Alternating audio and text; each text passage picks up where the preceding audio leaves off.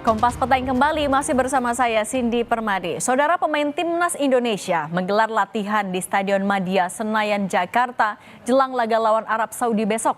Namun Kevin Dix tidak terlihat dalam latihan itu. Ia harus absen karena cedera. Pemain belakang FC Copenhagen di Liga Denmark itu belum pulih dari cedera kaki yang dialaminya ketika membela skuad Garuda melawan Jepang di Stadion Utama Gelora Bung Karno Jumat lalu. Kevin Dix sudah menjalani pemeriksaan dan hanya menderita cedera ringan. Namun, Kevin Dix tetap diragukan untuk memperkuat timnas Indonesia kontra Arab Saudi.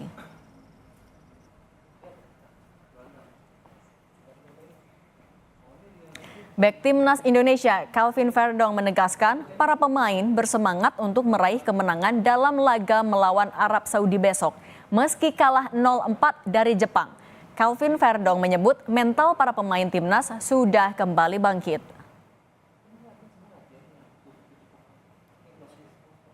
It's strong. It's positive again.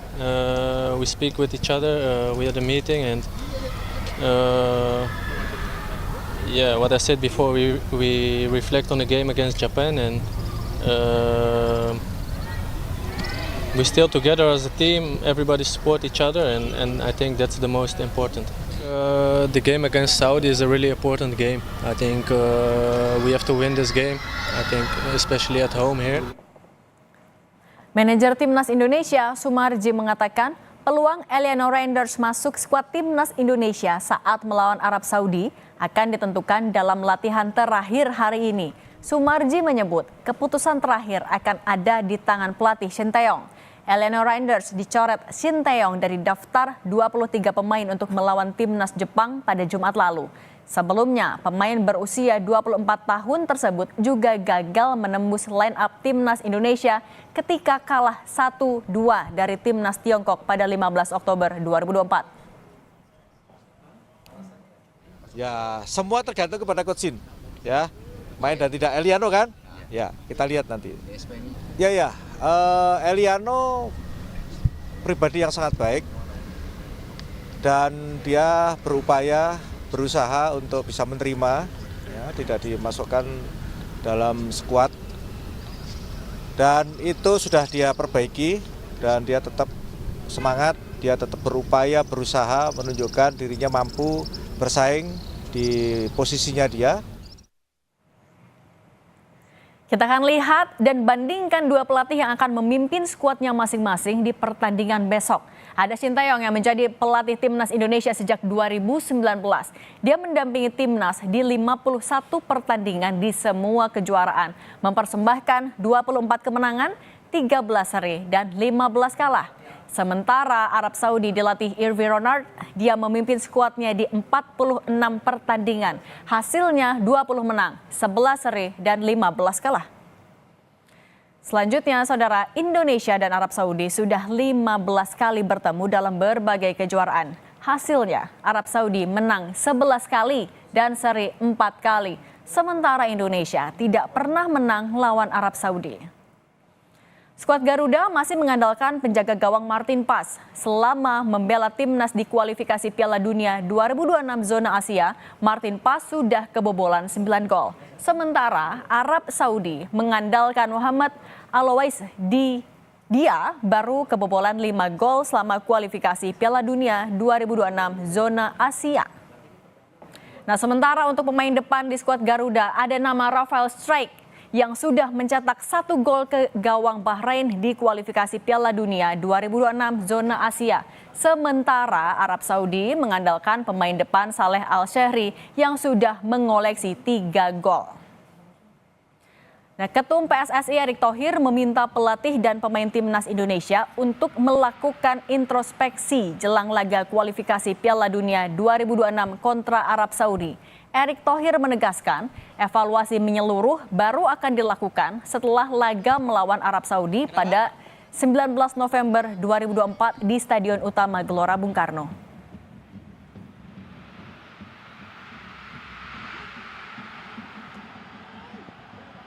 Saudi ini kan bagian bagaimana kita harus mendapatkan poin, dan tentu setelah game dengan Saudi ini seperti yang saya sampaikan kemarin waktu rapat ketemu mereka, ini akan menjadi evaluasi besar-besaran.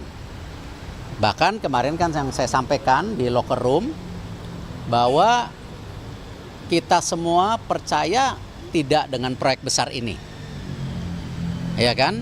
Kalau pemain tidak percaya, pelatih tidak percaya, ya saya siap mundur. Gitu dong. Ya dong, kalau nggak percaya ya selesai dong. Kan proyek ini yang kita bangun. Timnas harus menang dalam laga melawan Arab Saudi besok jika ingin tetap menjaga asa lolos ke Piala Dunia 2026 masih terbuka. Apa yang wajib diwaspadai dalam pertandingan itu? Kami akan bahas bersama pengamat sepak bola, Bung Wisli Huta Galung. Bung Wisli, apa kabar? Kabar baik Mas Nidi. Bung Wisli, kita kan kalau lihat hitung-hitungan kayak kita mulai semakin tertekan ya. Sisa 5 pertandingan lagi. Dengan Arab Saudi yang coachnya baru, Irvi Ronald. Seperti apa peluang kita besok? Saya melihat Arab Saudi ketika menghadapi Australia muncul rasa khawatir nih Mbak Cindy bahwa Arab Saudi di tangan Hervé Renard kembali ke bentuk menjelang menuju bentuk terbaiknya ya ketika mereka pernah tampil memukau di Piala Dunia kemarin bahkan mengalahkan Argentina. Jadi kehadiran Renard yang sudah 4 tahun sebelumnya mengelola timnas Arab Saudi sebelum dia pindah ke timnas putri Prancis ini sebuah kerugian bagi kita sebenarnya. Saya melihat di era Mancini masih ada uji coba ya coba-cobalah permainan bentuk Arab Saudi dibandingkan yang Renard yang sudah bisa pakem, dia sudah mendarah daging di timnas Arab Saudi. Nah, kalau soal kita sendiri nih, kalau kan ada kansnya Eliano Reinhardt yang masih ada duduk di bangku cadangan, belum dimainkan. Kalau kansnya untuk melawan Arab Saudi, seperti apa besok? Ini yang menjadi pertanyaan kita semua ya, Mas Cindy. Kabarnya Eliano yang minta itu STY, tapi kemudian STY juga yang mengatakan bahwa Eliano belum bisa mengikuti standar yang diinginkan. Kalau menurut saya sih, mendingan kalau memang tidak cocok dengan gaya bermain disebut tidak cocok untuk menghadapi Jepang.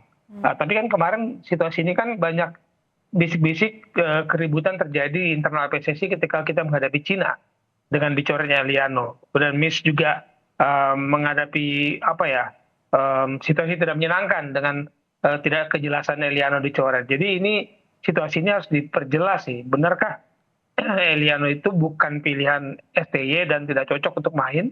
Karena tim ini tidak gantung pada satu pemain saja. Bahaya kalau kita katakan Eliano masuk kemudian semuanya beres, itu bahaya. Nah, kalau ngomongin juga soal peluang pemain kan kalau yang kemarin saat Jepang hanya ada 2 pemain tanah air yang diturunkan. Kalau menurut Bung Wisli, peluang pemain dalam negeri akan diturunkan lebih besarkah besok atau justru Coach STY kayaknya bakal cari aman dengan dominasinya adalah naturalisasi?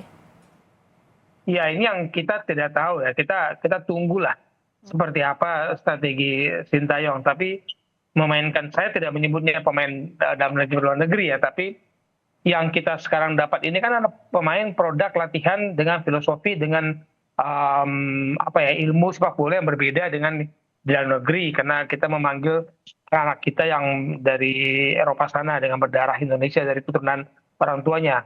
Tapi gaya bermainnya, filosofinya, fondasi sepak bolanya kan berbeda dengan yang dibangun di kita. Jadi itu tidak bisa dengan mudah diracik karena sejak awal saya katakan sejak kita lolos kualifikasi 2 nih Mbak Cindy, kan tidak pernah ada laga uji coba untuk menyatukan, memadukan teman-teman kita yang datang dari Eropa. Lalu masa berkumpul mereka juga sangat singkat. Dan ketika berkumpul masa singkat yang itu juga tidak ada latihan pertandingan uji coba untuk memadukan mereka. Belum lagi yang kemarin kita sama-sama baca lah, isu soal komunikasi. Setiap kali ada laga ada pemain baru, itu kan butuh adaptasi karena tidak ada laga uji coba bagi mereka untuk menyatukan, membangun chemistry itu langsung ke pertandingan. Itu jadi persoalan, bukan lagi apakah berapa banyak anak yang berkompetisi dalam negeri punya kans atau tidak. Semua pilihan itu tergantung taktik pelatih, yang mana yang cocok, karakter pemain mana yang cocok untuk lawan yang akan dihadapi. Oke, artinya sebenarnya chemistry-nya itu juga harus dibangun, tapi kayaknya belum cukup waktu. Nah, Ketum PSSI juga kan menyebut kalau setelah laga Arab Saudi akan ada evaluasi besar-besaran. Menurut Anda, evaluasinya akan seperti apa? Atau apa yang harus dievaluasi? Saya terus terang, Mbak Cindy, ini menarik bagi saya pemilihan kata-kata Pak Ketum ya. Dia mengolah kata, mencoba membangun asa, tapi dia memberikan tanda tanya. saya memakai kata itu. Tanda tanyanya adalah kalau ketika menghadapi Arab situasinya tidak sesuai dengan diinginkan, kita masih terpuruk di peringkat ke bawah, peringkat ke-6, sementara Cina yang tadinya kita anggap akan ada di bawah kita sudah punya 2 kemenangan. Repot memang ini, nanti bulan Maret bisa-bisa kita ada perubahan yang mengejutkan bagi kita ketika timnas bermain lagi bulan Maret ya, 2 pertandingan kualifikasi. Oke, kita lihat besok berarti ya, tapi tentu asa harapan tidak boleh pupus. Kita semakin tertekan, tapi kita harus tetap semangat. Terima kasih Bung Wisli sudah berbagi dengan kami. Sehat selalu. Sama-sama, Mas Edi.